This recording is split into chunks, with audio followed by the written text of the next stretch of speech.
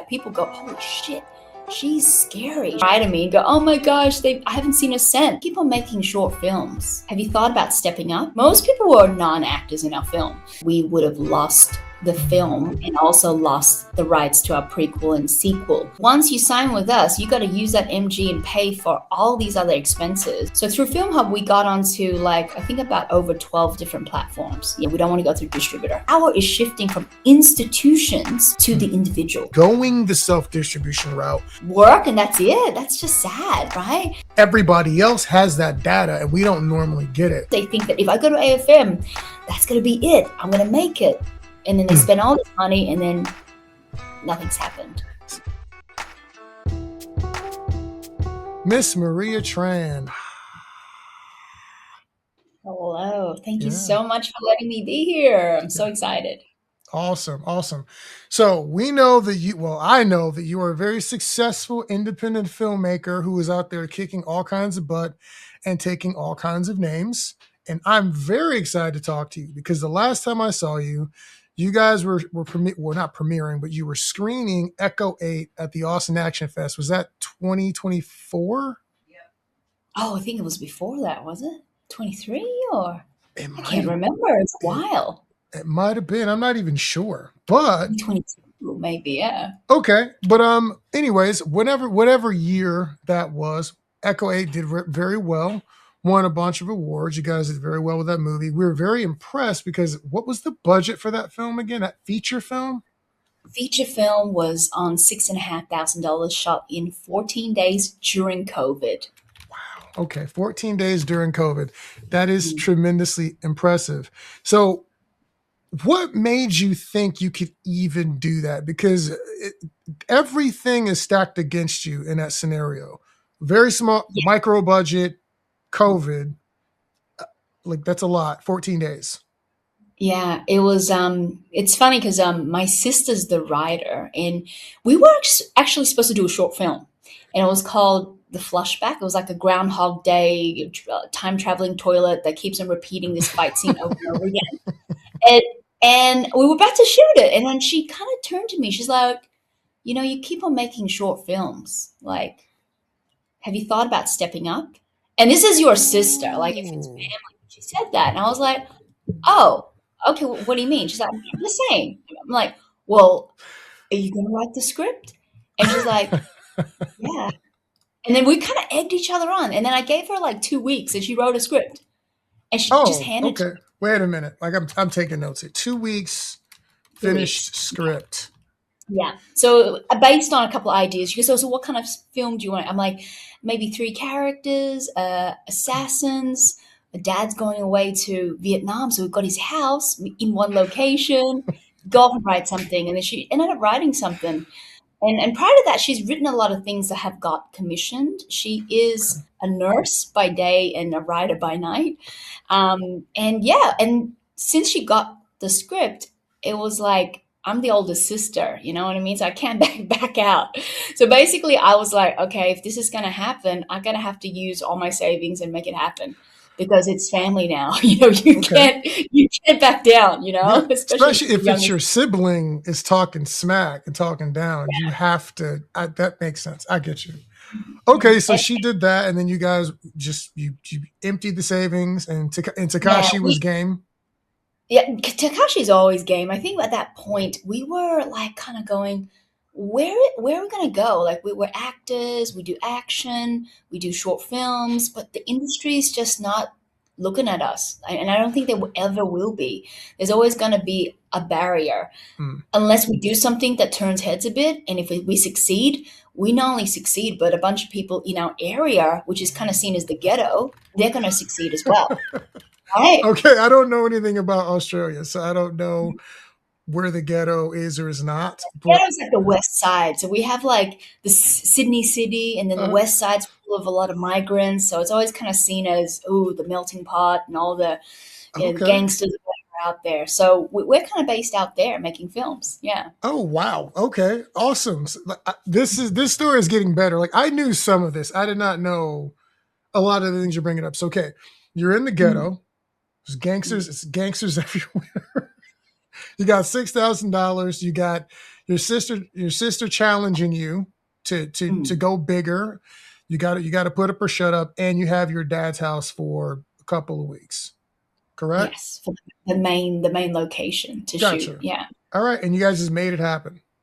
Yeah, well, you know what? First off, we kind of wrote characters that we kind of knew. Most people were non-actors in our film. So we kind Okay. of had this idea of, okay, there's people in the community that wanted to act because I've been an educator over the past 10 years in the community. Because Okay. my role was to run workshops for the at-risk communities to tell their stories. So I kind of have all these different collective of people and organizations I could tap Mm, into for help, and they yeah. kind of spread the word. And then it became a thing. Oh, Marie Tran's making a movie. Marie Tran's making a movie. So everyone's trying to like trying to be a part of it. So at times we're like writing people in because we're like, what if this is our only shot? Can you imagine? This is our only shot. We're making a movie, and it's the only time we're going to see on the big screen. So we're going to fit in as many people who's never been on screen Mm, before just to pay oh my homage God, to them that and is. make it happen. Right? So If you we did that. So yeah. did you okay.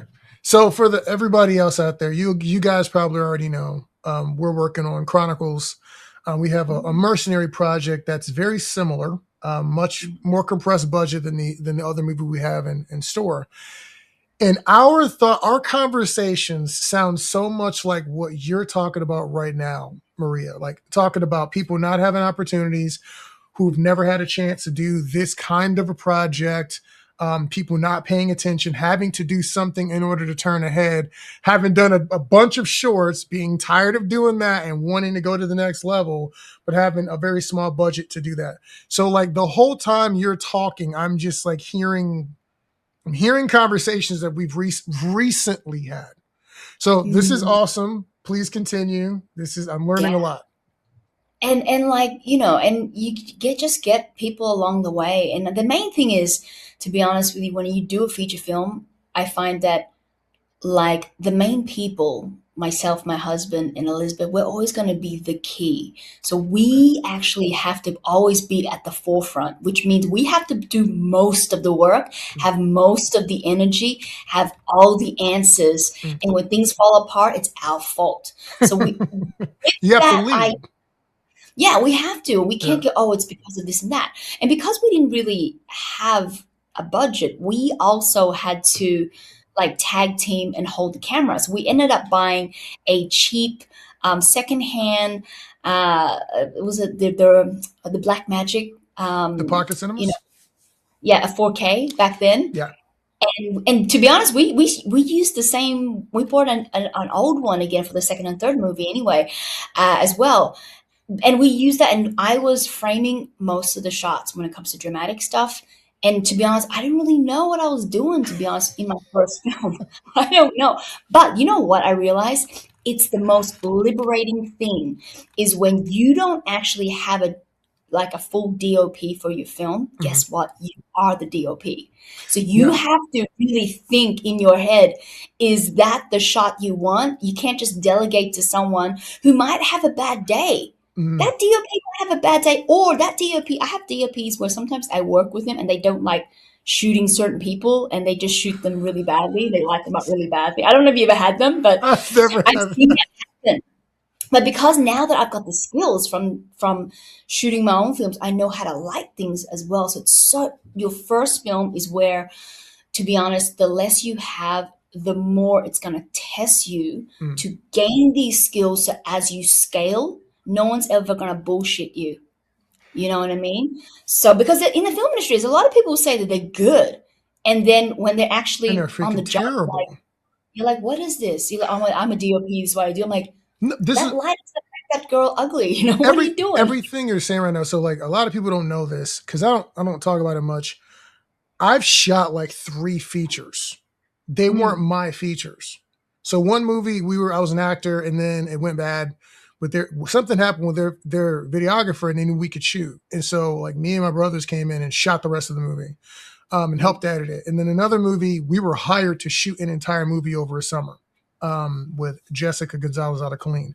And then I shot a horror movie in Houston. Like it was a mm, crew of 2 people. we Mm, shot a whole horror movie. So like I've actually done that, so I know exactly what you're talking about, where you have to make those choices, or the director doesn't have a strong vision, and so it's yeah. kind of it's largely your vision. So no, I 100% understand everything you're saying right there.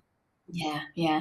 So after like doing that film, to be honest, I didn't think it was gonna go. Like we made it, we finished it, we put it out there, but we didn't think it was gonna be a big thing until Mhm. we put it into film festivals. We put on Film Hub, and it made its money back. It's doing really well, and then different broadcasters wanted it as well. And to be honest with you, I'm so glad that we didn't go through a distributor. Like So so. so before we get there, because I have a lot of questions there. So you wrote the script in 2 weeks. Were you doing like pre-production yourself while she was writing it, or was it we got a script, let's just go? Well, I think in between when she's writing it, I'll tell her like what we have. So I'll be like, okay, we have this, we have that. We potentially might have this actor, but if this actor doesn't do it, we'll have this other person.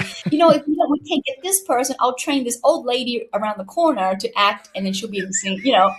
So it was always kind of like Wait a minute. that.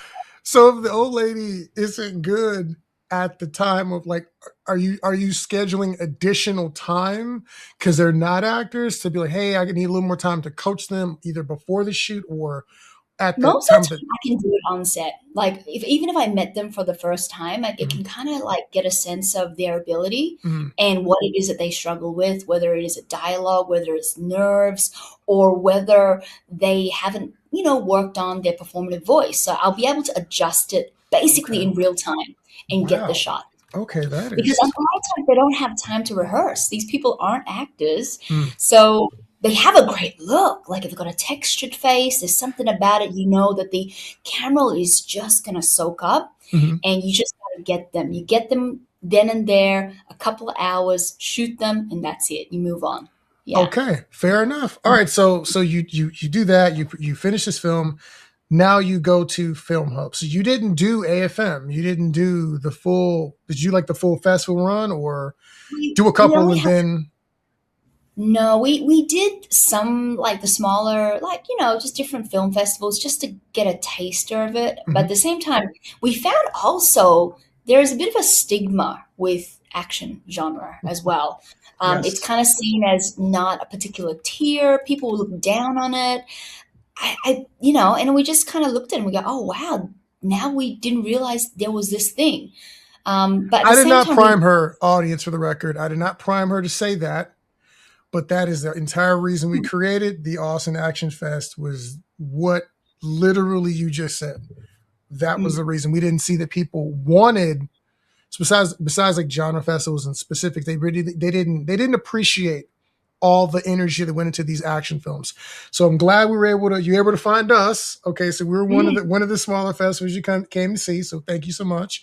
But continue. yeah. Okay, so you But went to also, some of the smaller festivals. the thing is, like, the bigger festivals, a lot of times they're run by elitists. So, they've got particular tastes. They want certain stories to Mm, appeal to the vanity and their sensibility being. Whereas for us, we make action genre because it represents like a sense of empowerment. It represents mhm, our reclaiming of agency. You know what I mean? All the things that we've been taken away from us in society, we're able to get a bit of that back for ourselves, for our stories, and to put onto the big screen. People mm, don't understand the importance, the cultural significance of that, but that's what we do. And, mm. it doesn't matter that it doesn't go to their sort of appetite, because Yeah. out the community, when we put it out there, the people that watch it, that really resonates with it, that's who we want to reach. So yeah, I did the festivals, and it was just interesting because a lot of people resonated with the family story, which, to Mm, be honest with you, the story did stem from the real story of what my family went through, which is, extramarital affair, family breakup, and, family falling apart, yeah. but also merged into an assassin world. And but at the same time, we realize, wow, people still resonate with a solid story, a story that they can relate to. And a lot of Asians would come up to me and say, I've never seen a family breakup story in this such a cool genre because Okay. this is relatable to me because this happens a lot in our community. We don't ever see it on screen, Yeah. but we're able to watch it in this genre. You know what I That's mean? So cool. so it's so good to be able to break ground with creating stories that are not necessarily there, but fusing it with other aspects so that it becomes more accessible as well. Yeah, and being a little more grounded. You don't have, I don't know, Rambo running through here and not caring. Well, Rambo's not a great example, but you know what I mean. Like a superhuman character who's like a Terminator who doesn't care about anything and he's not dealing with his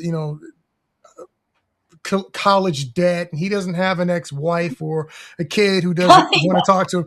Like he's just the cool guy the whole time and super powerful. Mhm. So yeah, I think that's one of the reasons why people talk about liking Spider-Man so much, is because he's one of the only heroes where you're watching him deal with, like, I don't have enough money to pay rent, but I've also Mhm. got to save the world. Yeah. So well done, awesome, great. So you put together this movie.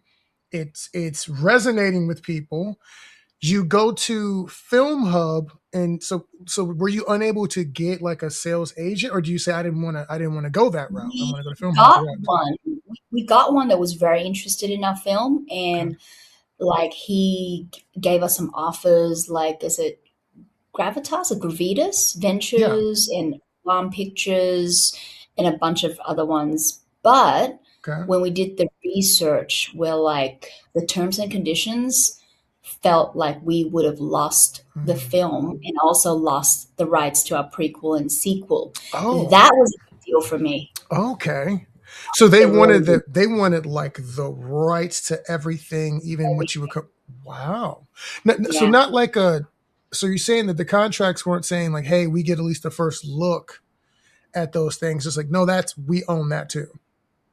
Well, the contract was like, here's an MG, but once you sign with us, you got to use that MG and pay for all these other expenses before Oh. we actually can acquire it. And I'm like, that does that? So that means I'm going to be out of pocket. And on top of that, I don't see anything back, and I lose the film that was made with blood, sweat, and tears from the community. Okay. But you get exposure. You get a Okay. lot of people watching it, and then you get to maybe make your second and third. I'm like, it doesn't work that way, because then I lose the rights to put it into whatever festival I want and to also negotiate my own broadcast rights with people. I didn't like that. Okay. So did you when you went to Film Hub, that meant that Mm. that's a non-exclusive, correct, with Film Hub at the Yeah. time? Yeah. Okay, so were you still selling any of your product directly from a site or anything, or was it all just all your marketing Just was going to Film Hub? it was we didn't even do any marketing, to be honest. It was like a Really? couple of things here and there on Facebook, but like it was all Film Hub. Film Hub, like once I mean, I have to admit, it took a lot of like effort to figure it out. And luckily, Takashi was very technical, and we got rejected a couple of times, like twice. And I think Okay. the third time it's a strikeout. So we're really, really mindful, going, oh my gosh, we might not be able to get it on, Film Hub, right? Yeah. But finally, the third time, we got everything cleared, the QC and all that. So it's on there. And then I think it was like the first 6 months, it was like doing well. And I think it's because first off, action genre, you know Mhm. what I mean? Yeah. And there's not a lot of Asian action genre projects like on Film Hub that is Mm, from the Western kind of world, English speaking, right? correct. So and yeah, and then I think once we were really happy once we got on Tubi because Tubi was where a lot of the money came through. Okay. And then but now it's different now. Now I think Amazon Prime then was starting to pick up in terms of numbers.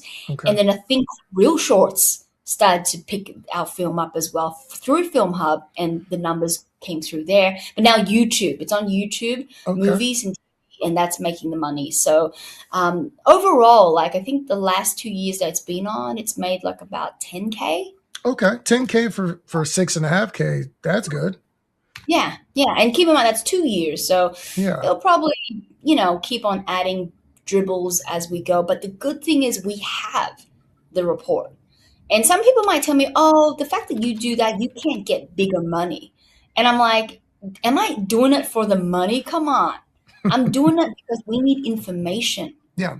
And that information is going to help a lot of us to navigate how we make movies. Because I have a lot of colleagues of mine who would put their films through different distributors and later turn around and cry to me and go, "Oh my gosh, I haven't seen a cent for like 3 years." And I'm Yeah. like, you know what? Film Hub, you see a cent. You see your cent within, X amount of months. And you Okay. can tell also where it's coming from. So through Film Hub, we got onto like I think about over 12 different platforms. Yeah. Wow, nice. So what would you say? So you're saying right now Tubi is still has done the most for you, or has it shifted to Amazon or? It's shifted. It was kind of like it was Tubi was first. It shot up really quick, and Mhm. then Amazon started catching up. But now YouTube TV Okay. movies is doing pretty well. Yeah. Okay. So we Awesome. don't know. We don't really know what platform, how it goes. But that was how the trajectory was over the time span. Okay. And with the I know that I think Film Hub now has some kind of a tiered program. Yeah. See, that's a thing that because I bought the second and third film, Hmm. and I'm also trying to figure out, oh man, we got additional costs we have to factor because it Yeah. costs us like $1,000 or 2,000 to just get on it, Correct. right?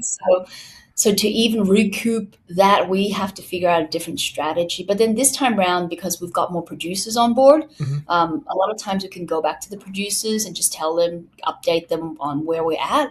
But essentially, we do want to blast our film out there. We don't want to go through like another pathway. We don't want to go through distributor at Okay. all. Well, that Yeah. sounds well. One, you have a little bit more. Like people know who you are. You have some cachet because of what you did with the first Mhm. project. So hopefully, has any of the energy you've created with Echo 8 has that transferred to maybe like a social media following on Instagram or Facebook so that you can promote the second and third movie? To be honest, don't know Hmm. because I don't feel like I do get a lot of traction on social media, Okay. but I have a feeling the people, the small audience that watch me, Hmm. they're the ones that are going to support. So sometimes it's not about having a huge audience, it's about Yeah. the audience that you have that have the finance and the resources that can back you up. So I Okay. feel like I got that sort of captive audience. Okay. And also, like for me, when it comes to movie making, we gotta also, if we want to get money and resources, we gotta speak the business way, the lingo, and also even in our socials, figure out how to reach those people as well. So yeah, and I Okay. think each time I do turn up on social, it is just to let people know it's still here, it's happening, it's happening, it's happening. Yeah. And and also I'm trying to now the next thing is help people who's a part of Echo 8 build an agency in how they promote themselves and how they leverage off the project. Because a lot of Awesome. the actors that we do have, they just think that once the movie's out that they're gonna be big. I'm like, no, on. Like the project might do well, but you need to also do your own marketing. You can't just Yes. rely on the project to think you're going to make it. Even for me, even though the project might do well, but nobody knows who I am, so I still need to do the work to find ways to retell the story and get it out there. Okay, that's awesome. Well, because I'd seen you really busy. I didn't know if that was you were doing that because you were just hustling, or you had an agent doing that, or if that was some residual smoke from all the work you done at Echo 8. People were going, "Oh my gosh, she's making these movies. Let's have her come on our next thing." Because I saw you pretty busy for the last 2 years. Well, I think it was kind of an interesting thing because I got lucky, or part of it. It's so interesting because after doing Echo 8, there was this other big TV series on in Australia, a Paramount series, 10 Hmm. episode by one with Tim Roth. Everyone was auditioning for it except for me. And because I do a lot of coaching for a lot of the actors, and the actors kept on getting the same script. And I was like, what is this show? And I'm coaching them to do the tape, right? Hmm. And then I asked my acting agent, and she's like, "Oh, okay, let me ask." And she asked the production. The production said, "No, she doesn't look like she's the part. Like we don't need her to audition." And I went back and I was like, "Well, can you at least give me the sides more than the tape? If you don't like it, you can burn it. Yeah. Just let me do it, right?" And then they go, "Fine, fine, here you go." And then within, I think it was like 3 weeks. I got a call back, and then they flew me back for that. And Wow. that just shows you. And you know what? The reason why they didn't think I was the part, Hmm. oh, she only does action. She can't do drama. That was Really? what a lot of the people, like casting directors, saw me as, because they, oh, she only does action. That is And it's always, oh, she only does action, like as if it's so lowbrow, like it's so nothing. You know what I the mean? But disrespect. The it is. disrespect. And then at the same time, like, oh, but she looks too young. She can't play this character. And I'm like, yeah, I'll show you. And, I got the audition and I Yeah. went back. And again, there was always going to be factors in the way of you doing a job. And again, when you get a job, you got to go 120%, like, because you're going to be the small guy who's on set, or the colored person on set, and Yeah. everyone else is mainstream. So you got to know that you've got to be on call. So yeah, and Yeah. I did that project, and it did really well.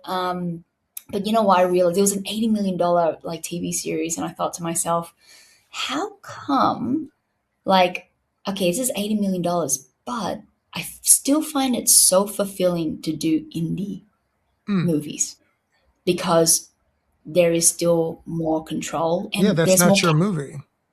there's more care factor, Mm. because you have more ability to care. Everyone who you comes on board your film, they care. And you can tell when someone's caring or not. If they're not, if you know that they're not the right vibe, then you're like, nah, I'm sorry, but you can't be a part of it. But on a big That's fair. production, a lot of times it's a bunch of executives making decisions, Yeah. and they don't really see the full picture of the film set. But No, yeah. we've definitely chatted. Actually had a conversation about that the other day, and I was talking about the Chronicles project, and someone was saying, "Well, what if you do this and somebody has a feeling about it?" I was like, "I don't care." He's like, "What do you mean?" I said, "I'm coming in with the right intention. I know why I'm doing these things to help people and to give people an opportunity. Yeah, to make money, but we want to make something epic that affects other people the way that I was affected when I saw Lord of the Rings Exactly. or Record." Somebody had an anime thing about "You're a real one if you remember this," and it was Record of Lodoss War. I don't know if you know what that is, but it's a old one of those old hand drawn animes. This is like around the Akira time Ah, frame, but it's into fantasy. country knows. Yeah, it's My deep husband lit. knows. It's like Legend of the Heroic Knight. There's all these different things, but the point is, when he said that, I was like, if you're gonna come onto my set and we're all making this movie that's like, this is going to be some people's dream come true. They've never got a chance to hold a sword and be cool in a film. And you're salty because the rate's not what you wanted to be, or there's not enough Topo Chico and Crafty. This is not the right fit for Yeah. you. Like if you're that person, you should not apply to the thing. Mm. Like if you're not excited, and if being on set isn't like the highlight of your day compared to whatever thing you did in the office the other 2 days, then this isn't the right thing for you. I want to work with people who want to be here.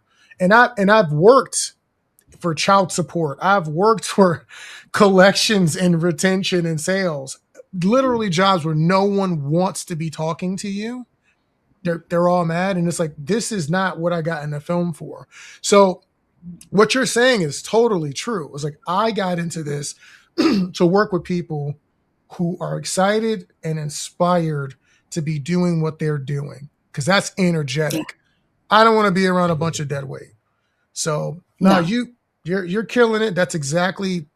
I'm 100% on board with you with that. Yeah. And you know what? Because when we're indies, we can't afford to fail. Because to Mm. even get a project up, how hard is it that you have to go off and get the resources managed? You're like managing so many different things. So anyone that comes Yeah. in with, like, I had one actor who's like, "Oh, I don't want to work with non-actors," and I'm like, "I'm sorry, you're gone. You're gone." I'm like, and like he's like, a trained actor. I'm like, your acting's not that great anyway. So why are you saying Ooh. this? Like, and then the thing is, some people will have their egos and they will test your leadership capacity, Mm. and then you have to go, no, no. And I've even had producers who, put money into the film, and I return the money because I'm like, I'm not having your energy. I don't want your money. What do you mean? Like, no, because money is not what this project's about. If you Yeah. want, you can come on board and put your money in, and then have a credit and all, and be a part of and see And what just be how in the this. background. Just don't talk. Just don't talk. But if you're gonna come in and you're gonna like say things and turn your nose up, no, Yeah. that's you're No, out. Here's that's your money. That's Yeah. awesome. And so it sounds like your team, everyone involved, has a high level of passion for what they're doing. I love that. I love that. So you made the movie, you got it distributed. So you went through 6,500 for the first one. So what happens with the next movie? So normally our thought process, the first dream is I'm going to make a movie. I'm going to put it through all the festivals. Everyone's going to love it. I'm going to go to AFM. They're going to give me uh, $100,000 for this movie or $200,000 for this next movie, and it's going to be great. You didn't do that. You went to Film Hub, essentially self distribution for the most part. So then you make the second movie. What is the budget for the second movie? Oh, second and third. So I Second, shot third. two movies. Yeah, I shot two movies in 50 days. So Okay. it was a budget. Both movies were like $30,000 US, and it had a cast and crew of over 200 people. People got paid. Just not a Okay. lot, but everyone got paid. Yeah, Okay. Over 200 that's wild. Okay. yeah, And it's 50 crazy. days. Yeah, And where did you shoot this at? Like, what was the primary location? was in Sydney, Australia. So I flew Okay. back for that and just made that happen. Yeah. Got you. All right. So you got that knocked out. So tell us what's going on with those two. What's the current? Currently, they are in post production, and we're planning for like a cinema screening at in December this year. Okay. So yeah, Okay. so So for both two movies, but okay. it's a lot of work. It's like one movie, like the sequel's like 2 hours long, prequel's 90 minutes, and there's a lot of visual effects. And this time round, we don't have a visual effects person, so Takashi had to learn a lot. Oh my gosh. Okay. She's like, why do we have so many shooting scenes and I have to put all these debris and all the and yeah, so Okay. you know we got like a budget, but it seems like it's more pressure on the key crew to Yeah. get everything done as well. Like even for me, I do a lot of graphics, motion graphics and stuff, and he does a lot of the big stuff. Okay. Um, and yeah, but I'm telling you, the second and third is gonna look so wild. Like I'm That's so happy. awesome. My first one when I made it, like I didn't even know what I got when I was editing. I'll be honest with you. You know what I mean? Like you just don't know what you got. But now for the second and third, each time we open the time lab, I'm like, oh. And sometimes we're watching the whole film from beginning and end. And we're like, oh shit, we're supposed to edit. What are we doing? Okay, Oh, so you have these two scheduled for next year. So then what's the plan? Like so is the intention to go Film Hub again, or are you open to having those conversations with distributors again? I think we'll have conversations, but based on what happened last time, we're kind of aware of what the deals are like because, and the fact that, yeah, I mean, I guess the system, they're like, to be honest with you, in between doing these projects, I did work at AFM. And this is probably a big deciding factor why I didn't go down distribution. I worked for a company called Anton, and they distributed was it the cleaner with Daisy Ridley? Yeah, so it was so interesting to be able to work there and see how they do sales, how to do pre-sales on their films, right? And at the same time realizing, oh man, this is not my place. And I Oh, even spoke to my boss. She was beautiful, she's wonderful, right? She's like, you got edge, Marie. The work you do is so good, but we don't know what to do with you because our next film we've got the director of Taken, and he mm, wouldn't want to have some girl being attached, a director's attachment, because it's a boys club. You know what I mean? Like okay. everyone's gonna say click. Where do you think you're gonna fit in? You're doing great work. The only way you can make it is to make your own path. Because even if you were to fit in our system, we wouldn't Mm. let you get to this point. Like so. Interesting. And at that Wow. point, wow. So she's just like, man, but you're doing good stuff. People are gonna be watching. You just gotta be more at it. Just keep on making it. So that's why I did second and third because I'm like, if I've got the money, I'm not gonna wait. If I do one film, it's gonna take another blah blah years. Hmm. Might as well work our asses off and get 2 extra pictures, and we got a trilogy. And Yeah. after that, I can then go off and then figure out how to finance my fourth project. Could What? be an offshoot, but at the moment, Elizabeth and I, we've got some ideas that we want to shoot something in the US, in Okay. Las Vegas. So that's where we want to go in 2028 for that one. Okay. Yeah. Awesome. 2028 Vegas. Just for the record, I know some people Mm. in Vegas. Let me know. I know some stunt Mm. guys from Texas that moved to Vegas. So just let me know. Oh, yeah. No, that's Mm. awesome. Well, that I'm very excited about this. You need to keep us well updated on the progress, because this is one of the things we like to do at Austin Action Fest. You're giving us all intel, and part of the issue for those of us who want to do this and understand the business side is that we can't get information and data. A lot of our people haven't gone to AFM. They have no idea what that experience is like. So Yeah. you going and sharing some of that is very valuable. Not to mention, most people haven't distributed a movie yet. Yeah. So this is wonderful. Is there anything that, like, if someone wants to replicate kind of what you're doing and doing independent, what are some Mm. things that you think that they should be looking out for? Some people they should be watching, some folks maybe you got inspiration from? Oh, well, watch in terms of movies, or you mean Either how? any that or podcasts or speakers, anyone. I personally think it's first off what your capabilities are. Like, Mm, if you want to do indie films, you've got to be so real with what is your true asset, your true strength. mm, Because I do get some people who are trying to get into indie filmmaking in Australia, and I can do this, I can do that, blah blah. But then the first day of set, they're almost out of steam. And I was like, how can you survive for all of your set? And you're the one who's everyone's trying to drag along, and you're the director. yeah. Like, you got to be the one who is there doing 20 hours and look like as if you're not tired. And that's how I command a lot of my shoots, is that people go, holy shit, she's scary. She's still, what, she's acting, and now she's directing, and also now she's that daughter wrangling, and she's got, no one complains because they know how hard I work. Mm, So therefore, everyone else will comply. So the thing is, you got to know your resilience. You got to train, like, especially action genre. Directors who want to do action genre and they're not fit, mm. oh man, you're not gonna last your shoot. You know what I mean? That's Like, fair. if you want to do action genre, you got to be fit. Like, you got to be training so that you can build your stamina, so you can last for the full day, so you can have clarity to make the right decision on set. Because when you make that decision, when you get into the editing suite, you're like, why did I even do that? Hmm. What was I thinking? Oh, I was hungry and I forgot that this is supposed to connect with this and this and this. And I really think people, as much as people love the idea of indie filmmaking, man, there's really got to be a lot of love behind it, but also a lot of perseverance. Like, you got to know that this is your thing. Even though for me, I call it my hobby because it's not the thing that I get paid to do. Like, Okay.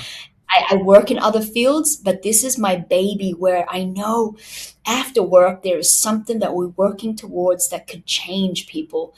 And you know what it's like, right? We like juggle so many things to keep this alive because we know it brings so many people together. And not only that, it is outside of the system.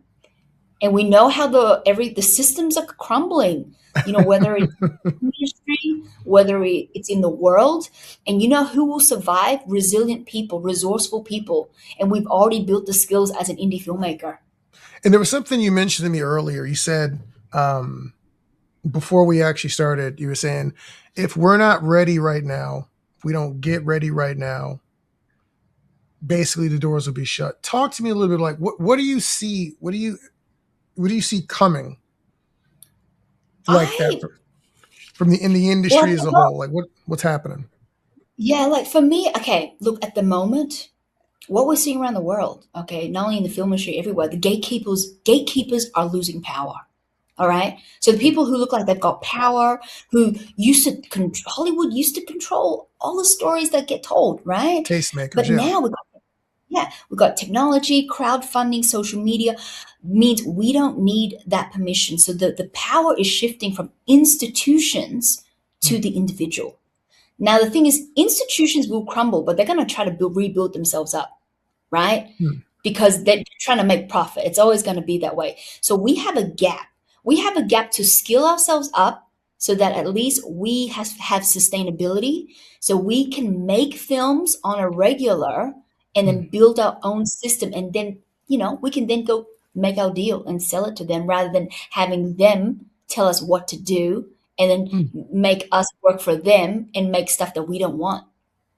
Yeah, You and know one what I thing is mean? if you have the ability to create, one, you don't have to move. You Mm, can make movies wherever you want to make those movies. That's one thing. And then two, I think that watching Hollywood recent in the last like 10, 20 years, it's like, oh, they don't know. Like I thought, the indie paint, we didn't know what would sell. And that was the difference. And then you watch their blockbusters flop left and right. And he's like, oh, yeah, you guys don't necessarily know what's going to work either. Even when you have millions of marketing dollars, you still have the ability to absolutely totally miss the mark on a movie and waste billions of dollars.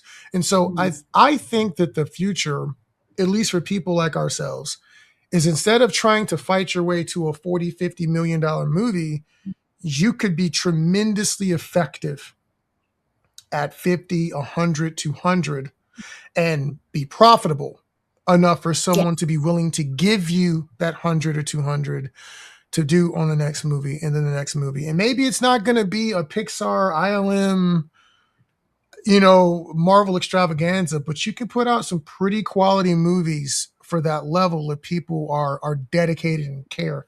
That is my belief. yeah, yeah. I mean, like the system, yeah, Hollywood and stuff. The movies are too expensive to be made. To be honest with you, like, and keep in mind, indie filmmakers like us, we have the know-how how to do things for much less. I Mm, think especially with the action genre, as the action genre, indie filmmakers get more better at storytelling and knowing how to, expand on that. That's where we get much mm, more power to then go off into different genres and mix genres up and so forth. I mean, mm. coming out from AFM, definitely from what I've seen after working for that company for about 2 weeks, there is that the next they say the next 5 years, the most popular genre is action and horror, and there's currently now a shortage of it. Okay. There is a shortage of it. You know what's There's funny is that we're actually trying to actively recruit more horror because a lot of people don't know that we count that at the action festival. Kick, stab, chase, jab. I mean, mm, what is Jason? Jason is chasing and stabbing. So yeah. most people don't know that we actually. I know horror is its own separate thing, but like as Mm. far as our festival is concerned, that's combined. So you're saying that in the next 5 years, that is what they are lacking is dearth of. And they want Yes. more horror and action. And people like us, we just need to create the visibility so that we can broker the deal to then sell our films because they're going to need it.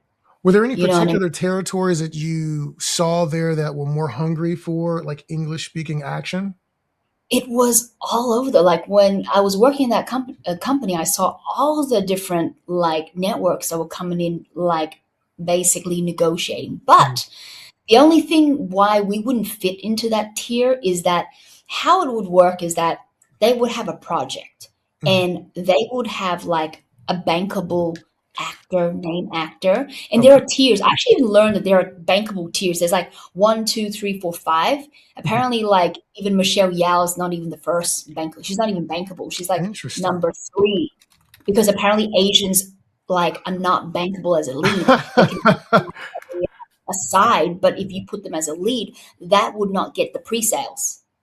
Ooh, And if I've you don't heard get this enough before. pre-sales, if you don't get enough pre-sales, the project won't get greenlit. So stuff like that, I was like, whoa, my brain is like hurting because I'm just seeing filmmaking from as an indie perspective Yeah. and not realizing, oh, this is a whole negotiation financial puzzle piece that you guys are negotiating. People come in and go, okay, I'll pay for this, but I want this in negotiating before a film gets made, and Mm, then those companies will then go back to the makers and go, okay, look, we've got this budget. So we might have to make some changes to the script, or we have to shelve it, stuff like that. So the makers of the project are usually waiting to see if whether it's going to happen or not. Okay. And sometimes projects get shelved away because they just didn't get the financing, because it's just not the right time. It's just too much of a risk, and that's it. Yeah. Okay. Good to know. Wow. What else do you know of that indie filmmakers who are not going to get a chance to have some of your experiences? What else have you seen that we need to be thinking about as we're putting together these next set of movies over the next 2 years? We need to tap into funding from businesses, local businesses, Okay. and also understand that businesses have expenses, advertising expenses, marketing expenses that they can spend, and they can probably spend it on your film. So my second and third film, we got a lot of different businesses that would have product placement, but we have to make sure we put it subtle, right? We can't be like full on bad. Like this is, we have to be very So careful, your and ninjas that's can't kill people with like Cutco knives or Pepsi cans. yeah, Like that's well, not, stuff not like you got to be really subtle, but there is money there. There's money in because now the whole advertising industry, it's shifting. They're now looking at content creatives and the creative economy, which is mm, booming, which is going to boom even more to yeah. put money in. So therefore, you got to look at your film as potential vehicle of as advertising as well, if you want to Mm, finance it, because you will, when you set up a film, you've got one, I would say, one tier in Indiegogo crowdfunding. And to be honest with you, that is there because it's kind of telling the world, hey, we are here. And the cool thing okay. about the Indiegogo is that, like, once you advertise it, who knows? People will look at it, and if they like it, you get people who you don't even know putting money in. I've got people who have become producers who are from the Midwest, who are very like red hat wearing people. And I was like, in my head, I'm like, how the heck did you come across my film? Do you not see how diverse this film is? Like, but Hey, only because, they like the vibe, they like, whatever it is that they seem to like from the first one. So yeah.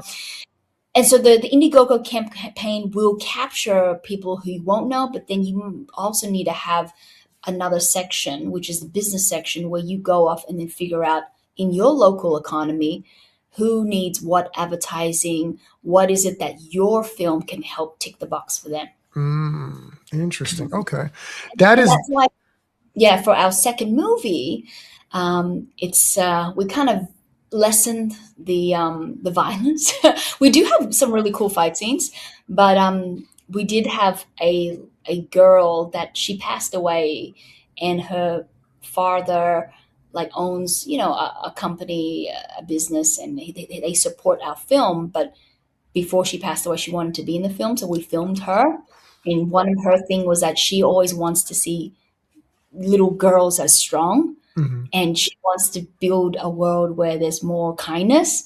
So with her kind of ideas and themes, I would have to ship it over to the writer, and the writer was like, oh, okay, maybe we can mm, adjust our story so that young kids can watch it. So once it goes out into the theaters or gets screened, children can watch it because it's not too gory for them. So like stuff like that, having to know okay. that your film is going to be there just not only for yourself, but if there is a greater good to be made with the film, then you go there. So my That's sequel cool. for White is completely different genre.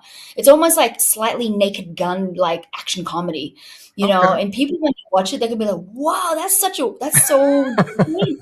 We have so many wild characters. We have like these two like black guys wearing like Chinese um, restaurant like aprons, and they have a shootout in a Chinese restaurant, and which is so cool, but no one gets shot. You know what I mean? So they have all these cool, like That's John Woo and everything, and and we're just like, no one gets shot, but shit just gets like blown up everywhere.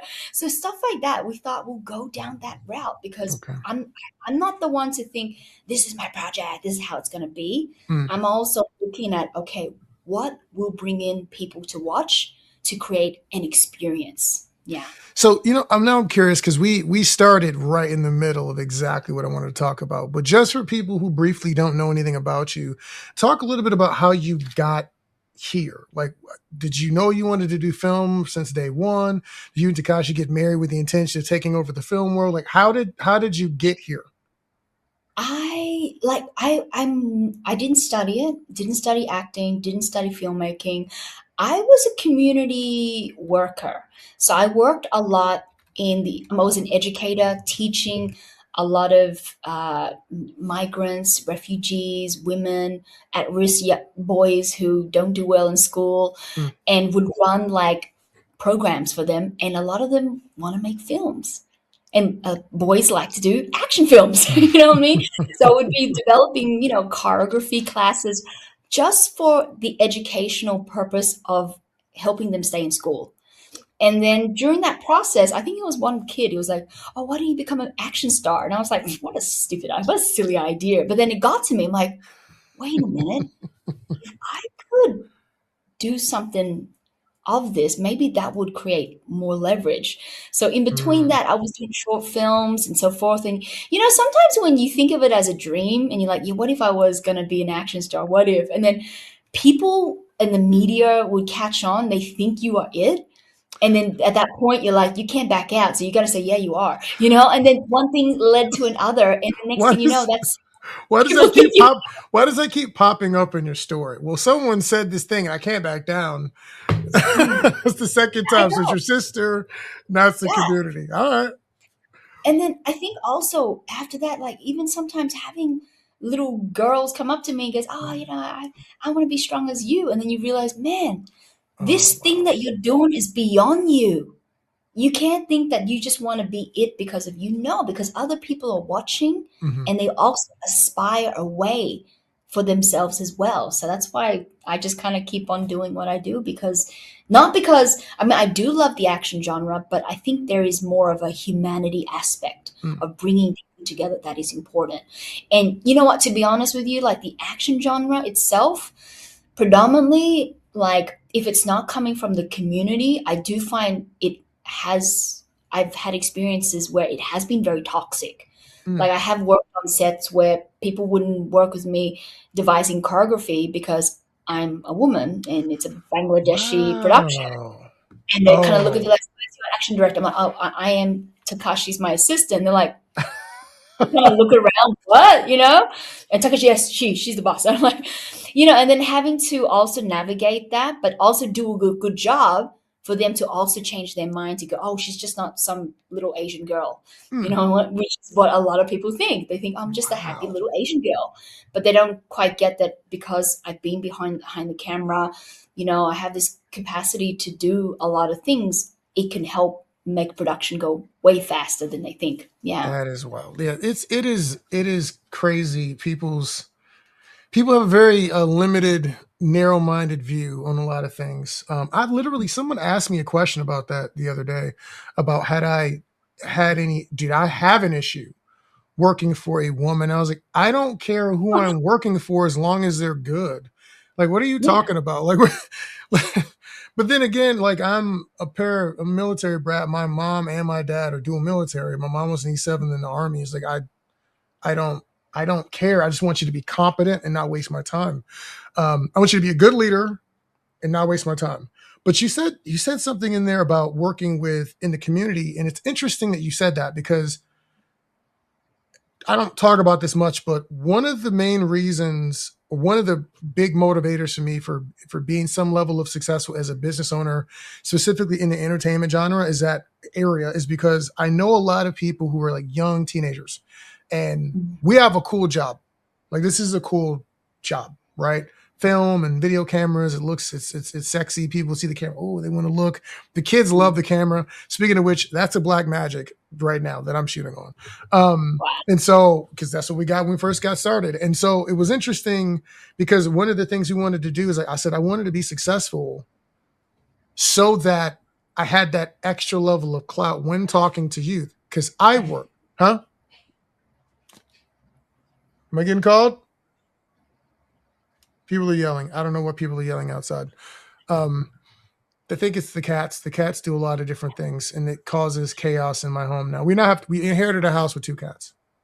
Okay. Okay. But they're normally cool, but there are like other neighborhood cats that cause problems and like Mm, pit bulls running around. It's a whole situation. But moving forward, at risk youth. So I worked with at risk youth for Catalyst Collective. And so what I realized is me having that kind of a job, me having that kind of a career allowed me to talk to these kids who ordinarily, who is this old man? I don't care what he has to say. But if they say, hey, this dude's a stunt guy, hey, this guy was a professional dancer, he gets paid to make movies, suddenly mm, I have a little bit of cool points, mm, and now they'll listen to me a little bit. And so it's been really cool to be able to go to schools and go to different mm, colleges and talk to people who ordinarily may not really care about my opinion, but because I mm, can talk about exactly what they want to do, or they're an artist, and I can talk about the business side of being an artist in general. mm. Now they listen, and it means I now get to educate people who have maybe don't think of it this way about entrepreneurship and being a Yeah. business owner and having control over your destiny Mm, versus waiting for someone to please let me create. So, mm, so yeah. yeah. No, I'm 100% with you. We're living in a time where if we're waiting, we're behind. We're waiting. Well, what are we waiting for? Everything's like kind of falling apart. The system's falling apart. Do we wait for what? It's time to shine. It's time to, and I think that's where when people, you will start to see those that will emerge out and they create that sustainability, like yourself and I. And there will be people who will struggle because it is not easy. It's not like anyone can do it because if anyone can do it, they'll be all doing it, right? True. So, yeah, so I really think that, and the fact that you even know how to cross pollinate, you're not just one thing, you know how to also bridge the gap within the different industries, and you even know how to talk to different audiences as well, even like kids in different communities. And that's Mm, the skill that I feel like a really good indie filmmaker has, that ability mm, to adapt, but also have that empathy to understand mm. where people are coming from as well. Yeah. No, that's awesome. And so I did have a question as far as like all the events you've been to, AFM. Are there any other festivals you've been to that you found to be particularly useful? Because I Um, know for us, we try, and the longer we exist, the more resources I have to do this. But hmm, we had a deal, like a hoopla deal, like 2 years ago. Then something happened with our distributor, so we couldn't offer that anymore. But we had a way to offer short films distribution, and then now hmm, we have just different sales agents that come to our event or will look at our best of fest. So like I think it's Katina and Rosner. Um, hmm, they're talking to a couple of our filmmakers right now because two of our winners, they said we really want to talk to them.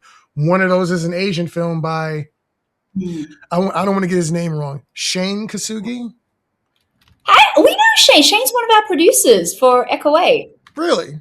So Yes. Shane Yeah. Kasugi and Seek, right? The Yeah. movie. So you saw the movie Seek? Yes.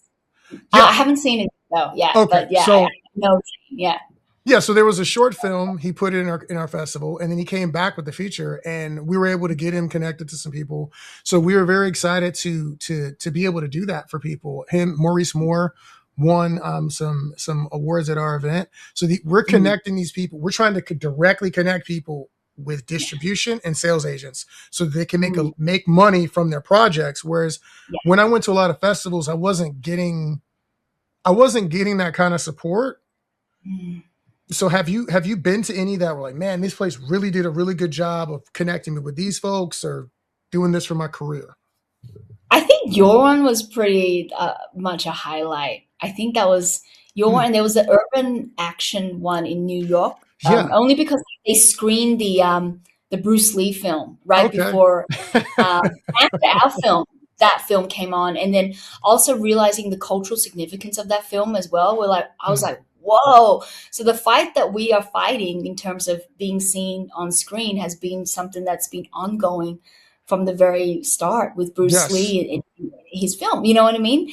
And especially when seeing some of the actors come out, and they're much older now, you kind of feel, whoa, nostalgia, but Yeah. also knowing that we need to keep on going this thing that we are doing. But Absolutely. you know what? Like, to be honest, even as I said, going back to AFM, like I feel like there is a bit of a club. Okay, like it's really hard for indie filmmakers to break through, and because even when I was working at that company, we had so many indie filmmakers come through, but they don't quite get that they won't get through.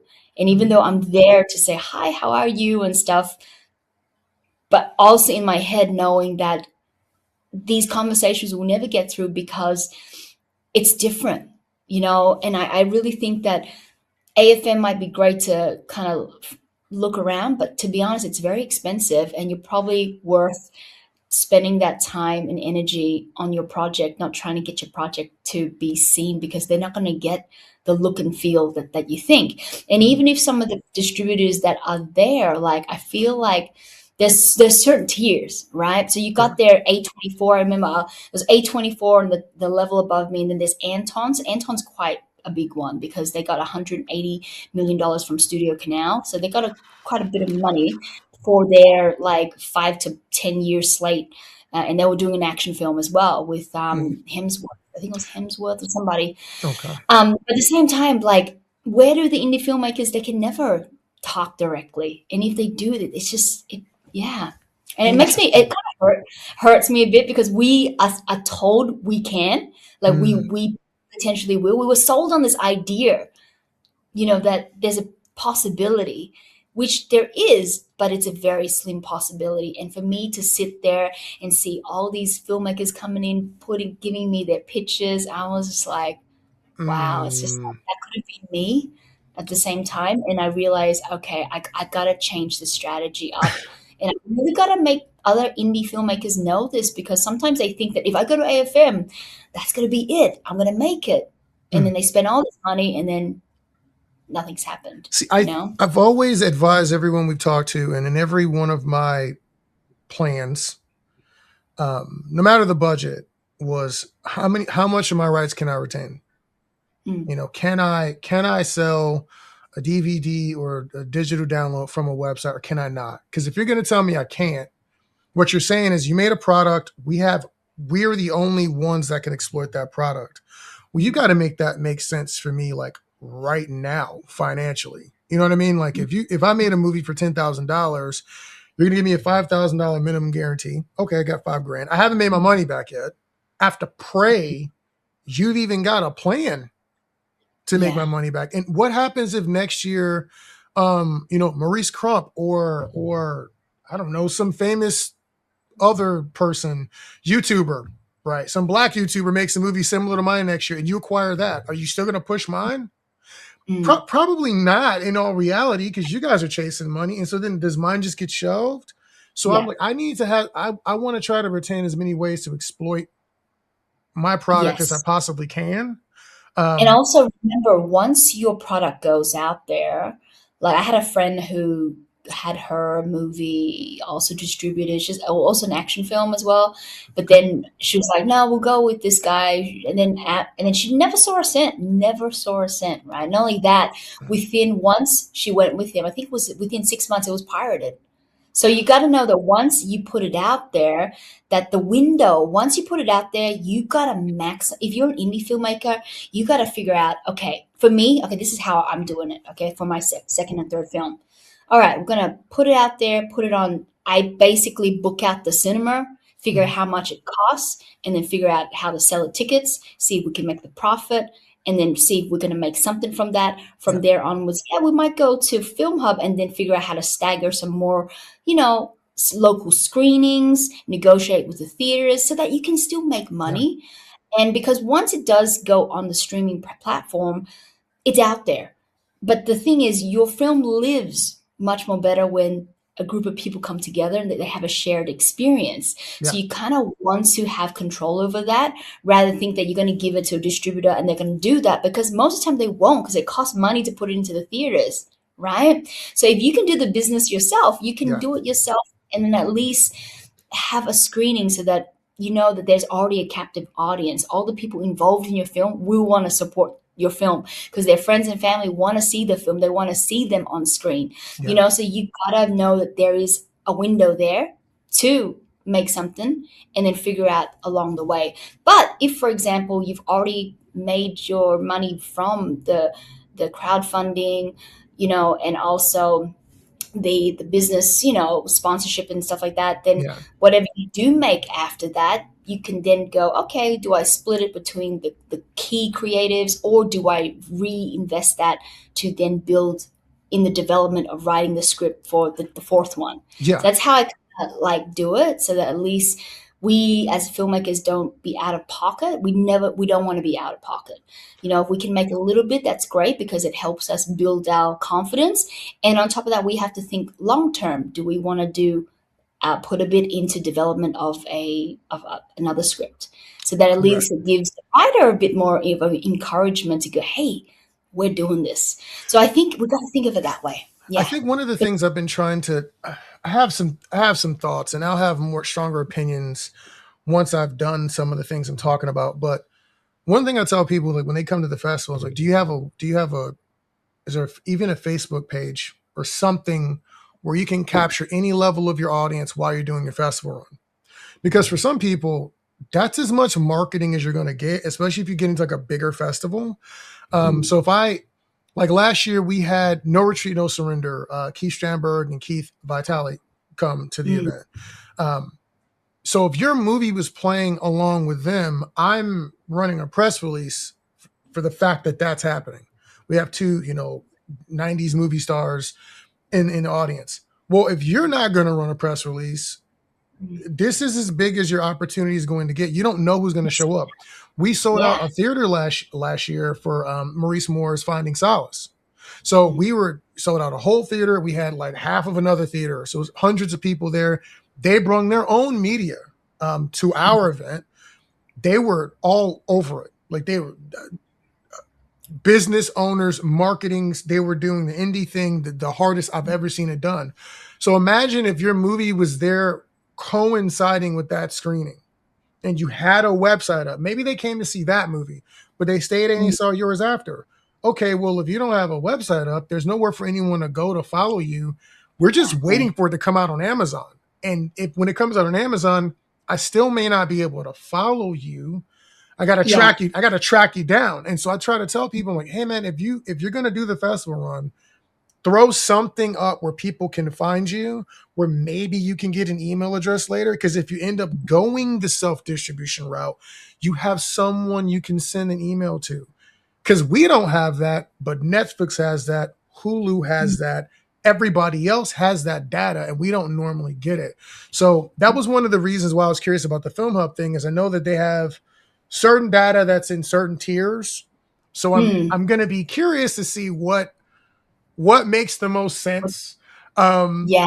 We haven't had any direct conversations with them, but we do have indie rights Oh, coming. Linda, Yeah. Linda Nelson. Yeah. Yeah. So we have the two of them coming this year. Actually, they'll probably do it virtually because of just the distance. Talking to our audience and talking about distribution. That's going to be fun.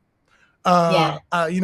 If you're available on August the 14th, 15th, and 16th, definitely come by because or jump on virtually, because I would love to have some real good filmmakers asking them some really good, specific, pertinent questions. So yeah, this is the whole point. Huh? Because with Linda with Indie Rights, we were thinking about Echoing, but we ended up doing Film Hub. So I feel like, ooh, because actually I did meet her at her place, Mhm. and me and Takashi, we had a chat. They're lovely people, though. Yeah, the Really, straight 20%, right? I think their deal is like 20 or something like that. I don't know. No fees. It sounds real good. And I want people yeah. to know what the options are, because I think a lot of people I think walk into, they're the only good options out there because a for lot of someone people from walk out and they place. go, I've heard somebody recently in an interview talking about Maverick. I don't know them, but I heard them mention Maverick. They Uh, sound it was a gentleman out of Houston who was talking about making six figures in film. And he mentioned Maverick as his distributor. He says he's had a good experience with them. And I think my friend James Drake, another friend of the festival, he screened Isolation. I think he's going through MPX and he's had a good time so far. So we're trying to build up a list of legitimate good distributors and sales agents and people who do their job. So if you know yeah. anyone, everybody in the audience, if you've had a good experience with someone, drop a comment, shoot us an email. We want to make sure other indie filmmakers know who to talk to and who not to I'm talk to. keen. keen also, this is the hard thing to find out, is like, what are the numbers? You know what I mean? And that's always so hard. Like for me, I'm pretty transparent. I'm like, hey, we made $10,000. You know, Yeah. like it's been 2 years, and just being putting it out there. But I'm kind of keen on knowing like when people go and how much do they make. Yeah. And I do get a lot of filmmakers who be like, yeah, it was really good. I'm like, yeah, but can you tell me the Did you make numbers? your I'm like, money back? oh, yeah, that's what I'm what saying. So what does that mean? because that would be good if we can be more transparent and share. You know what I Absolutely. mean? I only know one other friend of mine that went with, is it Indie Visions? Okay. And yeah, definitely zero, Oh, nothing. okay. Well, sorry to hear Got that. nothing. Well, I'm definitely Poor going girl, she got a to. movie everywhere. Like it was pirated in like Russia and everything. Oh, wow. It was on DVD. It was sold in Walmart everywhere, right? That, But then yeah. she got nothing. That sucks. So Stop legging out there, okay? Put the skull and crossbones down. I know everyone talks about the internet and oh, everything should be free. No, it's not all supposed to be free, okay? mm, It takes energy, it takes money, it takes a lot of time to make these movies. Please do not steal from creatives who are trying to make their way. Don't be that guy. You can yeah, skip the burger today and you can buy the thing and you cannot be a dirtbag about it. And I'll say that. I don't normally that strong, but you're stealing. Please stop it. So mm, I was not. I'm off on a tangent right now from where I wanted to go in this conversation. No, but that's awesome. So, like I said, one of the things we're trying to do at Austin Action Fest is the experience you described at AFM. We want to have the opposite of that. So, like, I can't release it yet. If I'll tell, there's a thing we're doing right now that is related to a character I think you played one time. I think I saw you in like a cosplay of Chun-Li or something. oh, Chun-Li, yeah, Chun-Li versus everybody, yeah. It's If a short film. there's a thing that we're trying to do right now, and if it goes the right way, we'll be doing some gaming at this year's tournament in honor of Street Fighter coming out, because I'm a huge Street Fighter fan. Mm. So I don't know if you can see that, but that is Akuma. She moved a controller Oh, back. I And can see that it. is Yeah. Akuma right there as a statue. So normally I have these big beads on. They're because of Akuma. Like those are Akuma beads. And so for the Shun Goku Sats and Satsui no Hado. But anyways, nerding out. The point is, if that goes like I want that to go, I got some secret plans in the works. I'll let you know about that. I think you guys would enjoy that. Good reason to come visit us again in Texas. But the whole point is we want the event to be fun. And I don't want the event to be stuffy. And I don't want it to be all highfalutin. It's like, no. Yeah, people are going to try to do business. We want them to do business.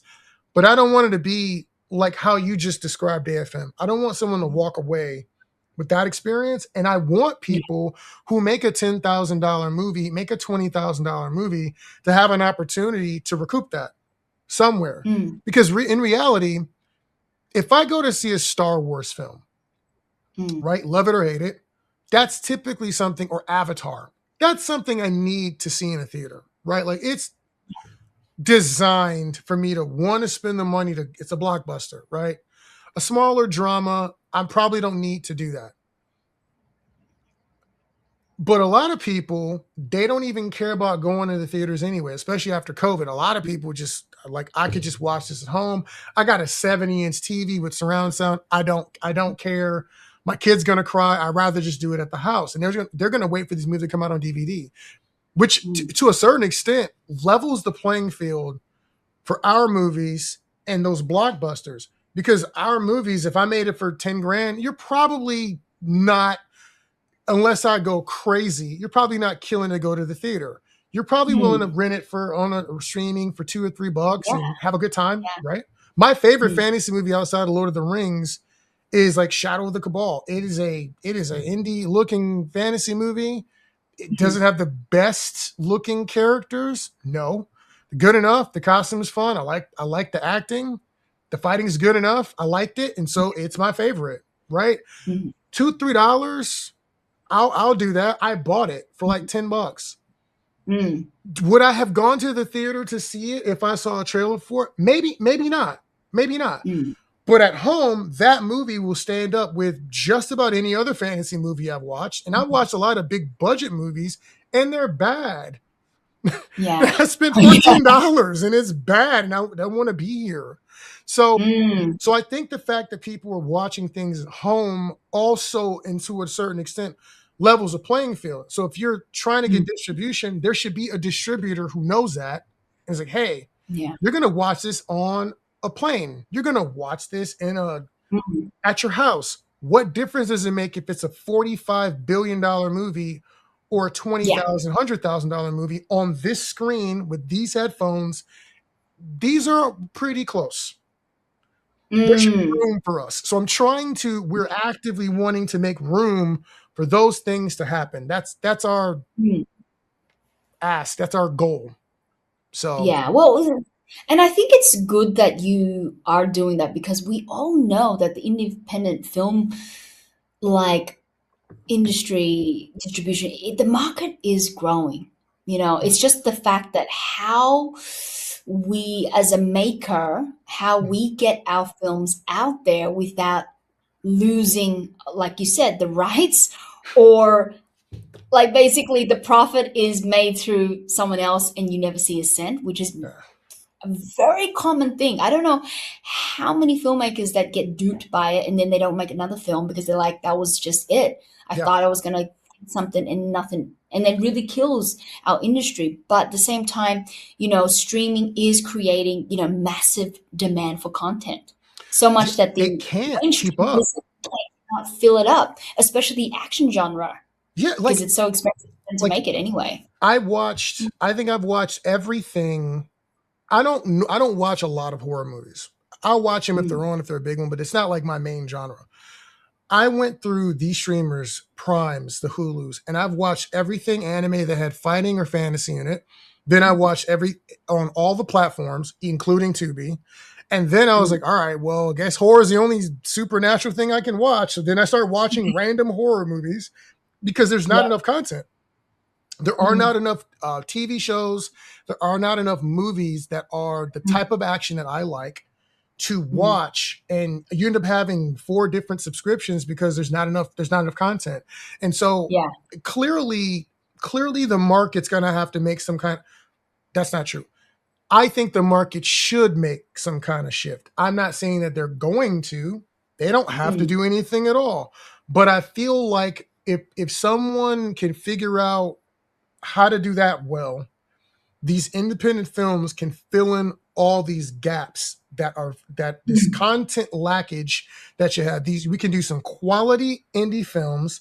You give Yeah. people some decent deals, and if you please, for the love of God, any of these streamers gave us any of the data. Like, I would love to know if most of my viewers of my movie on Netflix or on Amazon Prime was Mm, 30-year-old males from Wisconsin. mm. I would write an entire subplot relating to cheese in there just for them. Like, you know what I mean? Like, I would adjust the content to match up with what people wanted a little bit. Actually, being on Film Hub, Mhm, like when myself and Elizabeth, well, the team, we made the second and third one, mhm. we actually draw upon the data from Film Hub. Like we realize, oh, okay, most of the people who watch it are from this area, and Awesome. they're males, and and it's so important that when you get the data, then you know what to make because you're like, I actually want these. If these people are watching it, then we want to tap them again. You know what I Yes, mean? There's absolutely. probably going to be producers in this area that does this as well. So Got it. you are right that when networks or whoever you put your films to, if you can get some sort of numbers, that is such a good point. Even if you don't make a big return, doesn't matter, as long as you know you got some data, then you can restructure and figure where to go from there. you know Exactly. Exactly. so I, that's a I really important thing. I think the numbers, the getting scientific, and I know everyone doesn't want to do this, getting scientific and getting down to the nitty gritty of business. They say if you can't manage what you can't measure. So you Mm, have to get down into to the nitty gritty. Like, even right now, we're polling. We did I don't know if you know, but we did a stunt intensive last year. So Mm. it was the first time we did that, where we actually had a full day with a bunch of stunt coordinators for people to come out. Not only did they do stunts and train with the coordinators who also hired a bunch of them for things throughout the year. Wow. We also had auditions in the back with a casting director Mhm. who directs and produces his own movies. So people got to audition for that person. And then I was already casting for movies. So like you had all these opportunities to try to get work, like a networking hub for work, right? That's what we're doing. But it was really, really cool because when we started planning out this year, we're looking at the numbers. What classes did they like? What classes did Yeah. they not like? Then we just asked them straight up, what do you want to focus Mm. on this year? Are there any specific skills you want us to, like a business? Like I'm not here to tell you what you need. Mm. I want to know what you're looking for, and then I can staff or we can adjust the curriculum Yeah. so that you're happy with what you get this year. So we're really excited. We're probably going to end up breaking it up into 2 days. So like a Mm. a beginner day, and also for younger people to participate who Wow. maybe shouldn't be with the bigger people doing more complicated things.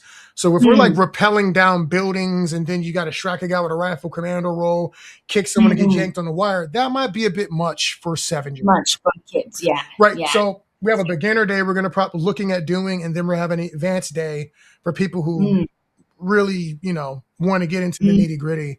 So this is the That's kind of cool. stuff we're talking about doing, but we could not do that without emails to talk to people and data Yeah. from what they said they liked and didn't like on exit surveys. So Mm. I think that's how independent filmmakers can move forward and win, is when we start to do these things scientifically. I mean, you want to make your Yes. vision, and know you want to do your passion, not knocking that. But in addition to that, you want to be looking at the market and figuring out what niche you're going to serve so that you can get Mm. your money back so you can go make the next movie. Exactly. Yeah. So, Yeah. Because we all know 97% of indie movies don't make their money, don't make a profit. So that was 97 is pretty crazy, right? That's a that's rough. huge, so, and also 90% of them don't reach the mainstream theaters. So we know the odds are against like indie filmmakers. But if we can kind of go, wait a minute, if we factor those things in, we can just plan it ahead. Like for me, I'm like, okay, well, I don't want to not make a profit. Then I'll just make my films really cheap so I can know I can reach that bar. Oh, I want to get it into the theaters, but I don't want to wait for someone else to do it. I might as well figure out how much it costs, Yeah, factor that into the budget, and then tick that box. just for a So wallet.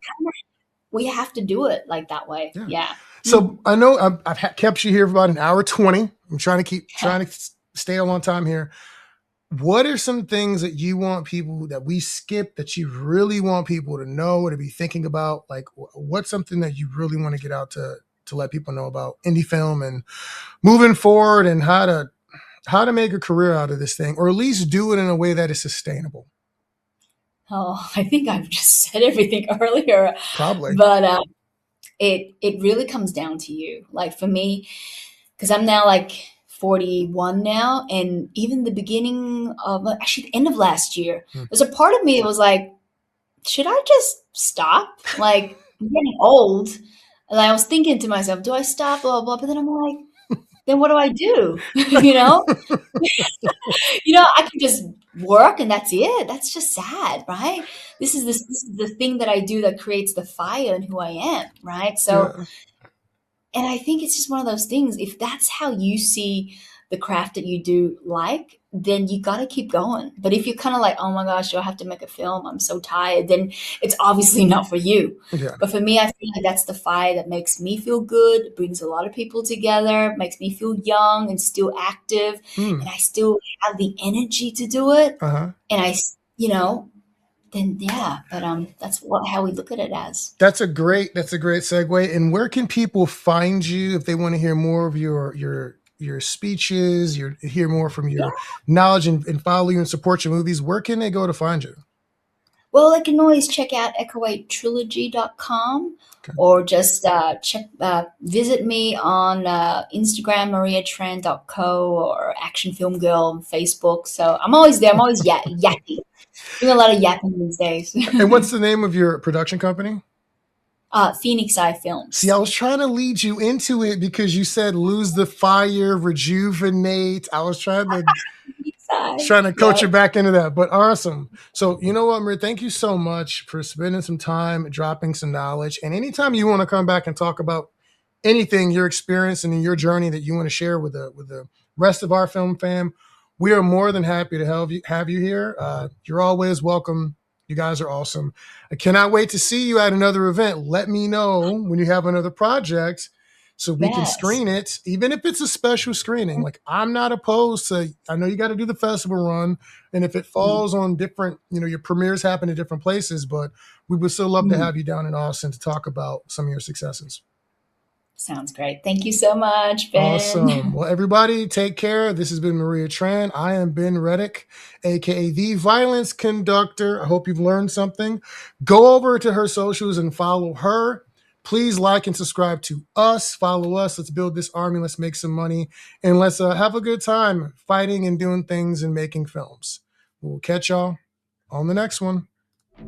Grinding through the system, never losing the mission. Action Addicts Podcast, our hustle's the vision.